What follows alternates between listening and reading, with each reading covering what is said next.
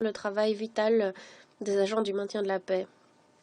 Monsieur le Président, le Royaume-Uni est un fervent défenseur de la MINUSMA et de sa mission. L'examen de la MINUSMA devra répondre à des questions de fond, notamment comment la mission peut-elle maintenir une présence viable au Mali. L'examen doit présenter des options crédibles reflétant la réalité sur le terrain. Il nous tarde de coopérer avec nos collègues sur la question dans les semaines à venir. Merci. Je remercie le représentant du Royaume-Uni de sa déclaration. Je donne maintenant la parole à son Excellence, Monsieur Abdoulaye Diop, ministre des Affaires étrangères et de la coopération internationale.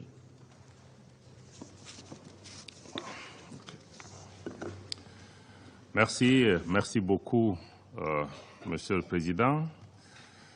Monsieur le Président, chers frères, la délégation du Mali vous adresse ses chaleureuses félicitations pour l'accession de votre pays, le Gabon, un grand ami du Mali, à la présidence du Conseil de sécurité des Nations Unies pour ce mois d'octobre.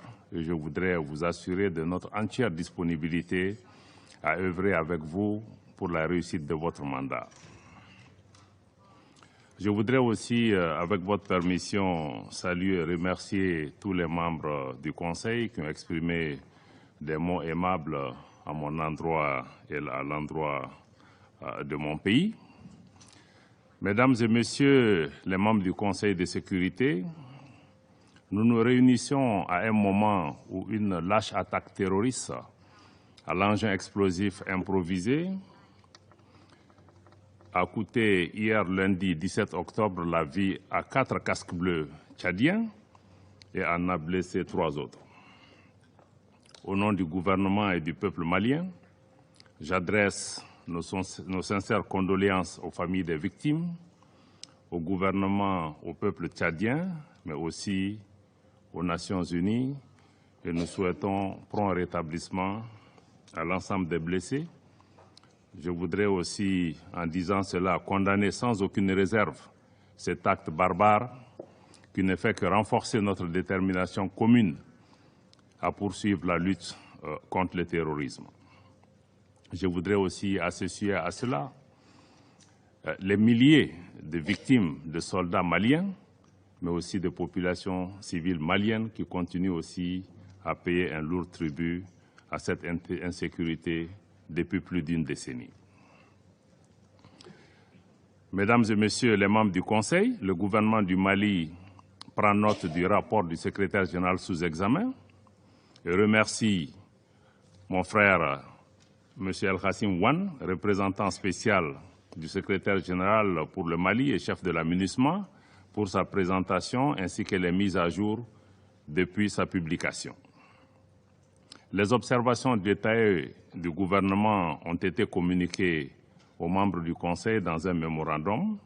Je voudrais à présent réagir en réponse à quelques passages du rapport et à vos commentaires que j'ai écoutés naturellement avec une grande attention. Sur le plan politique, des progrès importants ont été réalisés pendant la période sous examen pour un retour apaisé et sécurisé à l'ordre constitutionnel. Toutes ces actions ont été menées en étroite coopération avec la CEDEAO, notre organisation sous-régionale. En effet, le gouvernement du Mali a procédé à l'adoption d'un chronogramme pour les réformes politiques et électorales, y compris le calendrier des élections, dans le cadre de la nouvelle loi électorale qui a été adoptée par consensus au niveau du Conseil national de la transition. Cette nouvelle loi électorale prévoit notamment, c'est une nouveauté, la création et la mise en place de l'autorité indépendante de gestion des élections, dont les 15 membres ont été nommés seulement ce 12 octobre dernier. Les Nations Unies, l'Union africaine et la CEDEAO participent à toutes les rencontres de la Commission de suivi des réformes politiques et électorales, dont la dernière s'est tenue le 13 octobre sous la présidence du Premier ministre par intérim de la République du Mali. Poursuivant cette dynamique d'inclusivité et de consensus chère à son Excellence le colonel Assimi Goïta, président de la transition, chef de l'État du Mali, des dispositions sont en cours en vue de l'augmentation du nombre de sièges des membres du Conseil national de transition, organe législatif de la transition. Ces mesures s'inscrivent dans le cadre d'un vaste chantier de réforme en cours d'exécution et indispensable à la refondation de notre État, qui comprend la remise le 11 octobre au président de la transition de l'avant-projet de la nouvelle constitution malienne, élaborée à l'issue d'une démarche consensuelle, mais aussi de large concertation de l'ensemble des forces vives du pays. Ce projet de loi fondamentale prend en charge les aspirations profondes des Maliennes et des Maliens, telles que cela a été exprimé lors des assises nationales de la refondation. Sur la mise en œuvre de l'accord pour la paix et la réconciliation issu du processus d'Alger, je ne me lasserai jamais de souligner que le gouvernement reste totalement engagé dans sa mise en œuvre diligente et intelligente pour une stabilité durable au Mali. À cet égard, je me félicite de la tenue de la réunion de haut niveau décisionnelle au mois d'août dernier, qui elle-même a été suivie de la 6e réunion de haut niveau du comité de suivi de l'accord le 2 septembre à Bamako. Et toutes ces rencontres ont permis de lever certains obstacles à la mise en œuvre de l'accord. Plus récemment, la 46e session du comité de suivi de l'accord s'est tenue le 11 octobre et a permis aux parties maliennes de renouveler leurs engagements pour une paix durable. Je voudrais à ce sujet saluer la forte implication de la médiation internationale sous la direction de l'Algérie et saluer tous les membres de la médiation internationale qui nous accompagnent. Comme vous le savez, au titre du processus de désarmement, démobilisation et réintégration, les parties maliennes ont convenu de l'intégration de 26 000 ex-combattants d'ici 2024. Je me félicite par ailleurs d'une participation de plus en plus active et significative des femmes et des jeunes au processus de paix. Parallèlement, le gouvernement du Mali œuvre constamment à la promotion de la paix et du vivre ensemble. En témoigne la première édition de la Semaine de la réconciliation nationale qui s'est tenue au mois dernier sur l'ensemble du territoire national, mais également au niveau de la diaspora malienne. Monsieur le Président, à l'instar du secrétaire général, vous avez été nombreux à manifester votre préoccupation relative à la situation sécuritaire. J'en ai pris bonne note et je partage beaucoup de préoccupations qui ont été exprimées autour de cette table. Le rapport sous examen, cependant, aurait gagné, Monsieur le Président, en objectivité s'il informait davantage sur les efforts et les progrès réalisés par le gouvernement dans le cadre de la sécurisation du territoire national et aussi de la protection des populations civiles. Depuis le mois de décembre 2021, les forces de défense et de sécurité du Mali ont lancé des grandes opérations militaires qui ont permis de détruire d'importants sanctuaires terroristes, d'opérer des saisies importantes d'armes, de munitions et de matériel de guerre, de libérer plusieurs localités et de favoriser le retour de personnes déplacées dans leur foyer. Cette montée en puissance des forces de défense et de sécurité est une réalité tangible, fortement appréciée par les populations. Le gouvernement reste déterminé à prévenir et à contrer les attaques indiscriminées ou les représailles contre les populations civiles, malheureusement. En outre, le gouvernement s'est doté d'une stratégie intégrée pour le centre, comme cela a été rappelé par beaucoup d'intervenants. Donc cette stratégie pour le centre qui comprend, en plus des aspects purement sécuritaires, des approches politiques et de développement économique, social et culturel. Cela pour vous dire, mesdames et messieurs, que les autorités maliennes ont pleinement conscience que la seule réponse sécuritaire ne suffira pas à ramener la paix et la stabilité dans notre pays et qu'il est indispensable de créer un environnement socio-économique à même de fournir des opportunités, mais aussi des perspectives aux populations, particulièrement dans leurs franges vulnérables aux influences néfastes des groupes terroristes. Dans la même veine, le gouvernement œuvre pleinement à la restauration de l'autorité de l'État, à la fourniture des services sociaux de base aux populations dans les zones affectées par l'insécurité. Pour ce qui concerne la présence des représentants de l'État, les mesures ont été prises pour que les cadres récemment nommés, et il y en a beaucoup, plus d'une centaine, presque 200 représentants de l'État qui ont été nommés récemment, prêts à être déployés, et après leur formation qui comprend des modules sur les élections, sur le mandat de l'aménagement, mais aussi sur les services sociaux de base. À ce titre, les initiatives se multiplient pour offrir l'éducation au plus grand nombre d'enfants dans les zones affectées par le conflit, ce qui est aussi une préoccupation importante et le gouvernement fournit d'énormes efforts pour permettre à tous les enfants, même ceux qui sont dans les camps de personnes déplacées, de pouvoir continuer à recevoir une éducation digne. Toujours dans ce chapitre sécuritaire, il est aussi, Monsieur le Président, il est surprenant que dans le cadre du récit factuel, le rapport du secrétaire général ait passé sous silence la saisine du Conseil de sécurité par le Mali le 15 août 2022 pour ce qui concerne les tentatives de déstabilisation et les violations répétées de l'espace aérien par les forces françaises. Ces actes d'agression d'une extrême gravité qui constituent, vous le savez, une violation de la Charte des Nations Unies, mais aussi une violation du droit international. Nous pensons que, mesdames et messieurs les membres du Conseil, que ces actes ne doivent pas rester sans suite et votre Conseil est interpellé fortement au Mali et en Afrique et ailleurs. C'est pourquoi le gouvernement renouvelle sa demande d'avoir une réunion spécifique du Conseil de sécurité qui lui donnera l'occasion de présenter des preuves concrètes des actes de duplicité, d'espionnage et de déstabilisation de la France à l'encontre du Mali, y compris le partage de renseignements et le largage de matériel au profit d'organisations criminelles qui sont à l'origine de l'insécurité et des violences contre les populations civiles qui, mesdames et messieurs, attendent du Conseil de sécurité qu'il assume sa responsabilité principale de maintien de la paix et de la sécurité internationale. Nous avons également pris à témoin, à travers cet exercice, l'opinion publique nationale et internationale qui doit être édifiée, pour une fois, sur les causes profondes, les facteurs qui créent l'insécurité, la déstabilisation et l'expansion du terrorisme dans le Sahel. Le Mali dénonce la guerre par procuration qui lui est imposée, tout comme les manœuvres et les entraves à la tenue de cette réunion spécifique pour la manifestation de la vérité dans cette partie du Sahel.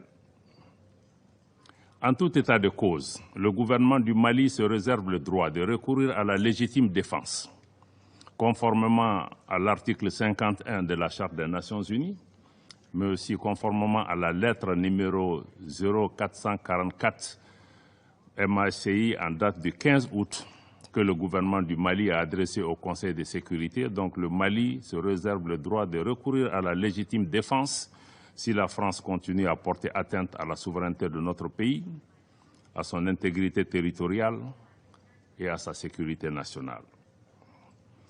Sur la question des droits de l'homme, je me réjouis de la baisse constatée des cas d'atteinte aux droits humains sur la période couverte par le rapport. Cependant, contrairement à des allégations sans fondement et entretenues à dessein, les opérations militaires des forces de défense et de sécurité du Mali sont conduites dans le strict respect des droits de l'homme et du droit international humanitaire. Conformément à sa politique de tolérance zéro, le gouvernement du Mali, à travers la justice militaire, a jugé plusieurs cas d'infraction relevant de la compétence des tribunaux militaires et de nombreuses procédures ont été ouvertes dans ce sens, dont certaines sont en cours d'instruction préparatoire au niveau du tribunal militaire. S'ajoutent notamment à ces mesures les enquêtes ouvertes pour la recherche de la vérité ainsi que la relecture du Code pénal, du Code de procédure pénale et du Code de la justice militaire pour prendre en charge ces situations.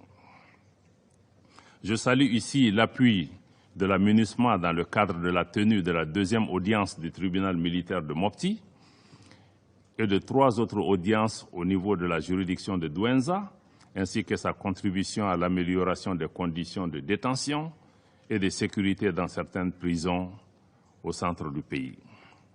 Je dois dire en outre que la justice a ses propres exigences, lesquelles commandent que les allégations contenues dans le rapport, qui ne sont pas paroles d'évangile, soient étayées par des preuves objectives, ou tout au moins qu'elles soient fondées en leurs principes, ce qui n'est pas toujours établi dans le rapport. Cependant, je le redis avec force, le gouvernement du Mali reste fermement opposé à l'instrumentalisation et à la politisation de la question des droits de l'homme à des fins de déstabilisation, d'intimidation ou de chantage.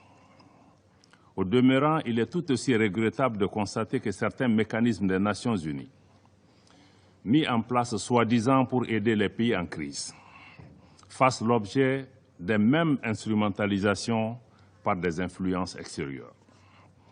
Dans ce chapitre, le gouvernement du Mali constate avec regret que le groupe d'experts des Nations Unies sur les sanctions concernant le Mali, créé par la résolution 2374-2017, outrepasse de plus en plus son mandat, tant dans la substance des événements à examiner que dans sa zone d'opération, qui est exclusivement limitée aux régions du nord de notre pays qui sont concernées par la mise en œuvre de l'accord. Le gouvernement a toujours coopéré et de bonne foi avec les mécanismes relatifs au régime des sanctions, notamment le comité des sanctions, avec lequel nous entretenons une bonne relation. Toutefois, nous envisageons de réévaluer notre coopération avec le groupe d'experts à l'aune du respect par celui-ci des termes précis de son mandat. Nous vous avons saisi par écrit le Conseil de sécurité par rapport à cette question. En ce qui concerne la situation humanitaire, le gouvernement du Mali reste très préoccupé par la situation précaire des réfugiés dans les pays voisins, que je remercie ici pour leur hospitalité à l'égard des nôtres. Le gouvernement reste également attentif au cas des milliers de personnes déplacées, y compris leurs enfants, dans le contexte de la rentrée scolaire. Nous sommes d'autant plus préoccupés que les fonds nécessaires aux besoins humanitaires, comme cela a été signalé tout à l'heure par le représentant spécial, ne sont mobilisés qu'à hauteur de 30%. Cependant, je veux donner cette assurance à nos compatriotes dans cette situation difficile. Le gouvernement du Mali continuera à s'atteler à réunir les conditions, non seulement pour leur prise en charge adéquate sur place, mais aussi et surtout pour faciliter le retour dans leur localité d'origine, dans la sécurité, mais aussi et surtout dans la dignité. Mesdames et Messieurs les membres du Conseil, j'ai également pris bonne note de vos remarques et observations en ce qui concerne les défis opérationnels posés à la MINUSMA. Le gouvernement du Mali s'est organisé à prendre en charge le départ de la force française Barkhane. Il n'y a donc pas de vide sécuritaire à cet égard. Nous invitons par conséquent la MINUSMA à pleinement coopérer avec la partie malienne en vue de l'efficacité de nos actions communes sur le terrain. Vous comprendrez ici, contrairement à ce qui est véhiculé, qu'il n'existe aucune volonté de restreindre les mouvements de la mission. Il y a plutôt de la part du gouvernement du Mali une volonté d'affirmer notre souveraineté sur notre territoire, une volonté de coordination, mais une volonté aussi de partenariat avec la mission tenant compte de ce contexte nouveau. Le gouvernement a été amené à prendre des mesures pour des considérations de sécurité nationale essentiellement, suite à l'arrivée sans base légale, mesdames et messieurs, sans base légale de forces étrangères qui se présentaient sous la bannière des Nations Unies, ce qui est profondément préoccupant et ceci doit interpeller votre Assemblée. La suspension des rotations qui s'en est suivie n'a été que temporaire. Elle a été immédiatement levée suite à la mise en place, comme le représentant du secrétaire général l'a dit avec moi, d'un cadre permanent de concertation de haut niveau entre le gouvernement et la MINUSMA, qui comprend pas moins de 7 membres du gouvernement, pour montrer notre engagement à travailler avec la mission pour trouver des solutions.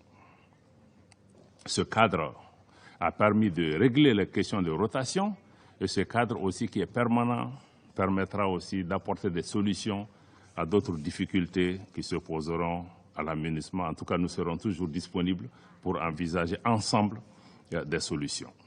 Dans la perspective de l'élaboration de la revue stratégique, le gouvernement du Mali affiche en priorité le recentrage de la mission sur les fondements de sa présence au Mali, notamment l'appui à la restauration de l'autorité de l'État sur l'ensemble du territoire, mais aussi une meilleure articulation du travail de la mission avec les autorités maliennes. Je crois que sur ce chapitre aussi du travail de la MINUSMA, je crois que le représentant de la France affirme que la MINUSMA est plus appréciée dans les régions reculées de notre pays. Je voudrais à cet égard lui rappeler la devise du Mali, un peuple, un but, une foi. Il n'y a pas des régions où des Maliens du Nord et des Maliens du Sud qu'on tenterait d'opposer les uns et les autres. Mais je crois que les sentiments que les Maliens expriment à l'égard de la mission à l'intérieur du pays n'ont d'autre vocation que d'encourager la mission à assumer pleinement son mandat, qui est celui de la restauration de l'autorité de l'État sur l'ensemble du territoire malien. Et je vais réitérer encore une fois dans ce micro que le Mali est pleinement engagé à coopérer avec la mission dans l'atteinte de son mandat et dans le plein respect de la souveraineté de notre pays. Monsieur le Président, certains membres du Conseil ont aussi évoqué le dossier de l'arrivée illégale et sans autorisation de militaires venus de la Côte d'Ivoire et lourdement armés, et qui a également suscité beaucoup de commentaires autour de cette table et même en dehors de cette salle. Je note avec regret que le rapport du secrétaire général, malheureusement, omet encore une fois de faire référence à la note verbale MINUSMA /PERT/NV/226/222 en date du 22 juillet, par laquelle la mission elle-même établit clairement qu'il n'y a pas de lien. Encore une fois, mesdames et messieurs de la Norvège, des A3 et de l'Albanie, il n'y a pas de lien entre la mission et les 49 soldats qui sont arrivés sur le territoire malien. Et je crois que le 12 juillet, le porte-parole du secrétaire général a aussi affirmé très clairement, en renforçant cette thèse, qu'il n'y en a pas. Je crois que ça doit être très clair dans la tête des membres du Conseil qu'il ne s'agit pas de troupes des Nations Unies. Toutes les troupes des Nations Unies qui arrivent au Mali, qui suivent le protocole, sont agréées. Leurs trucs sont facilités. Même hier, quand il y a eu l'incident, c'est en quelques heures que l'autorisation a été donnée pour l'évacuation des soldats. Donc je crois qu'il ne faut pas qu'on fasse d'amalgame à ce niveau. Donc la justice malienne est donc saisie de cette affaire, qui ne concerne pas les Nations Unies. Mais malgré les dysfonctionnements et les manquements qui ont été reconnus à la fois par les Nations Unies et la Côte d'Ivoire, le gouvernement du Mali s'est toujours dit ouvert à une solution politique, à une solution diplomatique, notamment à travers la médiation du président de la République togolaise, dans l'esprit des relations fraternelles et de bon voisinage qui ont toujours caractérisé le Mali et la Côte d'Ivoire. Nous sommes des pays frères avant tout. Cette médiation a déjà permis la libération, pour raisons humanitaires, de 3 soldats féminins. Pour donner toutes les chances cependant au processus diplomatique, le Mali lance un appel aux différents intervenants à éviter tout parti pris et à inscrire leur démarche dans une approche seulement constructive pour aider à trouver la solution. C'est surtout ce qui est attendu de nos partenaires, mais c'est surtout ce qui est attendu des Nations Unies. Monsieur le Président, Mesdames et Messieurs les membres du Conseil, je voudrais conclure en soulignant que le peuple malien a décidé de prendre en main son destin. Les Maliennes et les Maliens soutiennent pleinement le gouvernement de transition dans les réformes politiques et institutionnelles en cours, dans les efforts et les actions en cours pour la sécurisation de notre territoire national, dans la protection des personnes et des biens, mais aussi dans la fourniture de services sociaux de base aux populations. Pour conforter ce soutien inconditionnel, le gouvernement s'attelle à l'organisation d'élections générales transparentes et crédibles qui marqueront la fin de cette période transitoire en mars 2024, suivie du transfert pacifique du pouvoir aux nouvelles autorités élues. Le peuple malien dans son ensemble apprécie le soutien et l'accompagnement de l'ensemble de nos partenaires, je dis encore une fois de l'ensemble de nos partenaires, pour la réalisation des chantiers majeurs pour l'avenir de notre pays.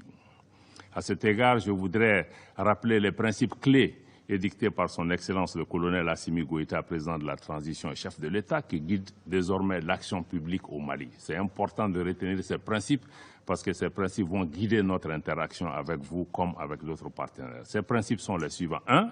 Le respect de la souveraineté du Mali. 2. Le respect des choix stratégiques et des choix de partenaires opérés par le Mali. 3. La prise en compte des intérêts vitaux du peuple malien dans toutes les décisions qui seront prises. Je termine donc en renouvelant la reconnaissance du peuple et du gouvernement du Mali pour l'accompagnement constant des Nations Unies, mais aussi de l'ensemble des partenaires qui ont prêté la main à notre pays. Je voudrais enfin, Monsieur le Président, Mesdames, Messieurs les membres du Conseil, m'incliner devant la mémoire de toutes les victimes, civiles comme militaires, étrangères comme maliennes, tombées au champ d'honneur au Mali. En vous remerciant encore une fois de votre aimable attention. Je remercie Son Excellence M. Diop de sa déclaration. Le représentant de la France a demandé la parole pour faire une autre déclaration. Je lui donne la parole. Merci, Monsieur le Président. Je tiens à rétablir la vérité après les accusations mensongères et diffamatoires du gouvernement de transition malien, telles que contenues dans la lettre transmise au Conseil de sécurité le 15 août et répétée à l'instant devant ce Conseil par le ministre des Affaires étrangères du Mali. Je rappelle que le redéploiement de l'opération Barkhane en dehors du territoire malien s'est achevé le 15 août avec le départ du Mali du dernier soldat français. Le communiqué publié à cette occasion par la présidence de la République française a été transmis aux membres de ce Conseil. Cette manœuvre de redéploiement avait été décidée le 17 février dernier à la suite d'une concertation approfondie avec l'ensemble des partenaires engagés dans la lutte contre le terrorisme au Sahel. Elle reposait sur le constat que les conditions politiques et opérationnelles n'étaient plus réunies pour rester engagées au Mali. La France en avait rendu compte devant ce Conseil. Elle a toujours fait preuve de transparence à l'égard de la communauté internationale, et ce, depuis le début de son intervention militaire au Mali en 2013, intervention qui reposait sur une demande des autorités maliennes. Dans ce contexte, je regrette profondément les accusations graves et infondées portées contre la France de manière répétée par les autorités de transition maliennes.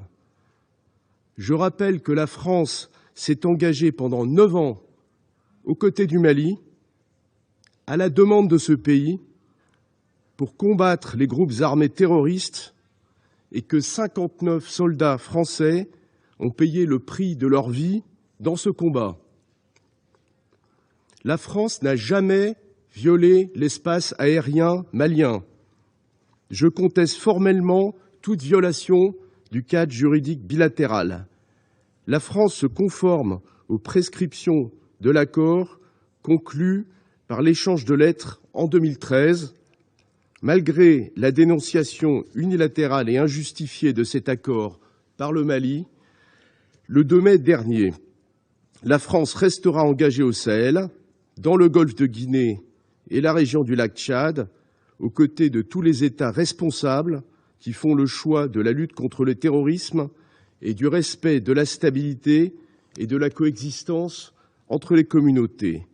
Nous poursuivrons le combat contre le terrorisme en coordination avec l'ensemble de nos partenaires, et nous continuerons également à soutenir les populations civiles qui sont les premières victimes du terrorisme. Je vous remercie. Je remercie le représentant de la France de sa déclaration. Il n'y a plus d'oratrice ou d'orateur.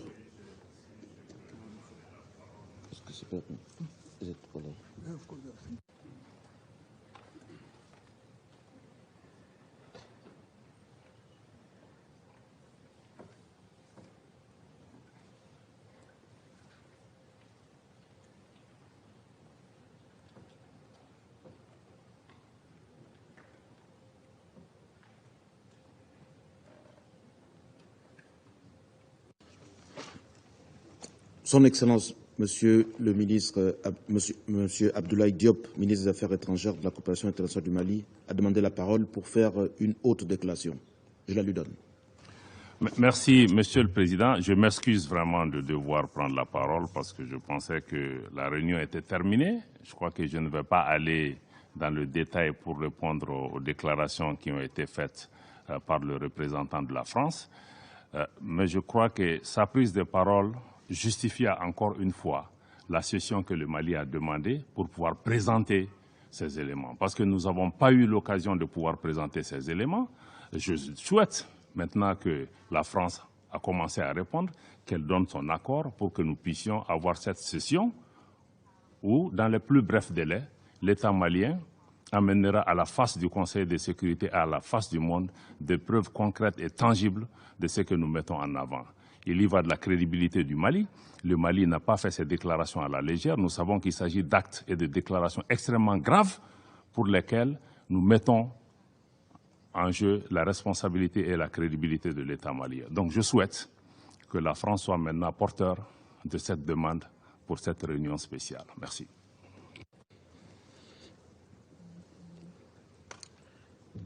Il n'y a plus. Je remercie Son Excellence Monsieur Diop de sa déclaration. Chers collègues, il n'y a plus d'oratrice ou d'orateur inscrits sur la liste. Je vais maintenant lever la séance afin que le Conseil puisse poursuivre l'examen de la question dans le cadre des consultations à huis clos. La séance est levée.